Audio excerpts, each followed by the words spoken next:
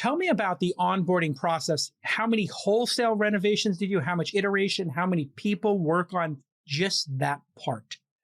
Yeah, I would say we've revamped it completely. So whole new set of onboarding screens. We've done that 3 to 4 times Got it. in the history.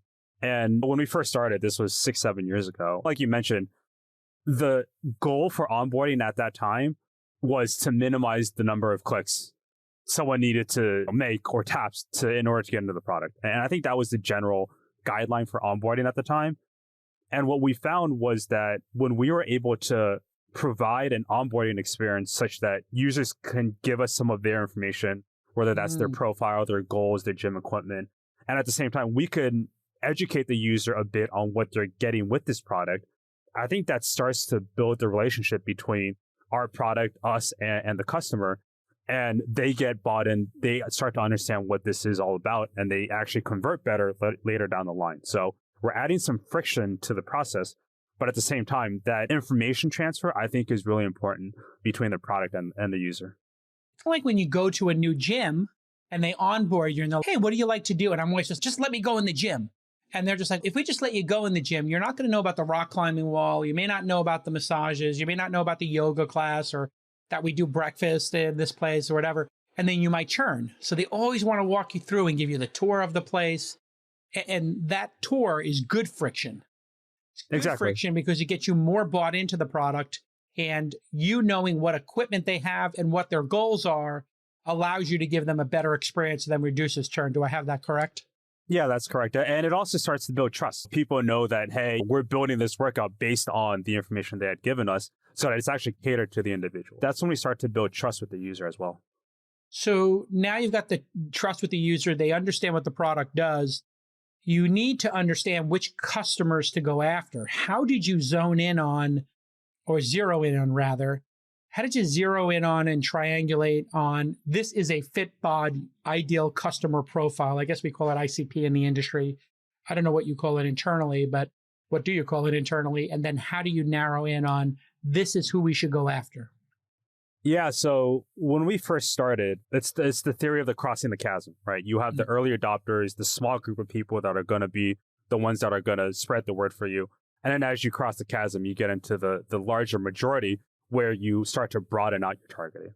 I can tell you very early on, our targeting was very narrow, and it was quite simply lookalikes. We were taking our best users, we were sending them to Facebook, and we were saying, hey, go find us another, 100,000 or million users that are like these type of users and send them over to us. Naturally, we know that privacy laws with these ad platforms are changing with iOS 14 and the whole privacy rules that they're implementing.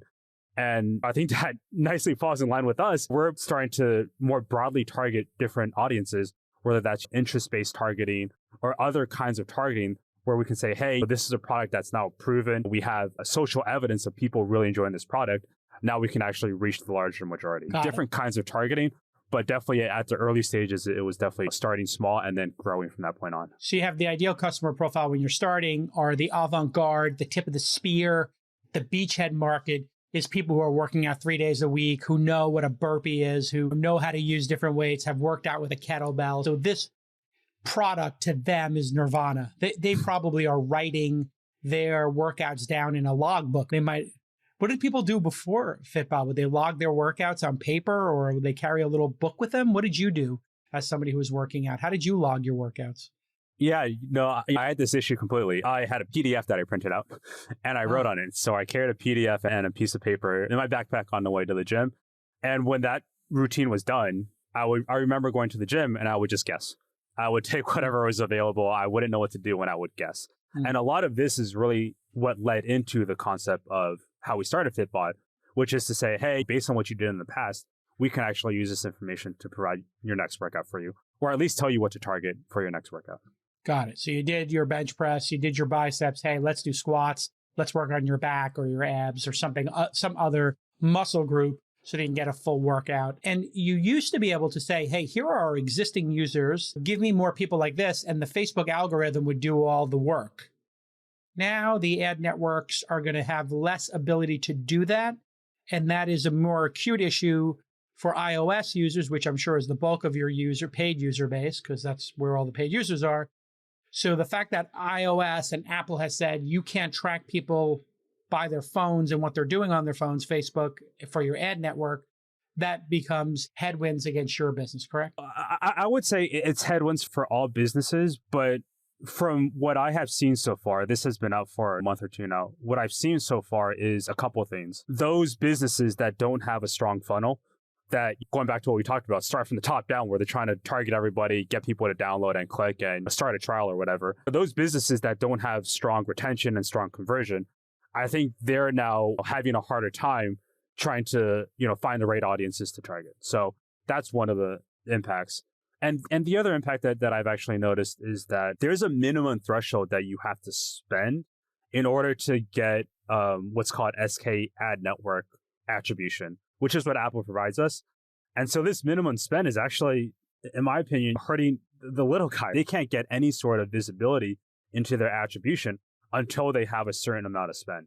And so there's these two different places where I think are getting hit somewhat hard. And then you look at our business. I believe we have strong organic traffic. I believe we have other channels that are driving our users. I believe we're able to target in a somewhat broad sense for different interest-based targeting and still be successful. And I believe that our funnel is strong. We're still in a good place. There's definitely a shakeup in, the ad space for digital advertising. And I think that we're in definitely a really good place to say, hey, this shakeup has happened. We understand what's going on.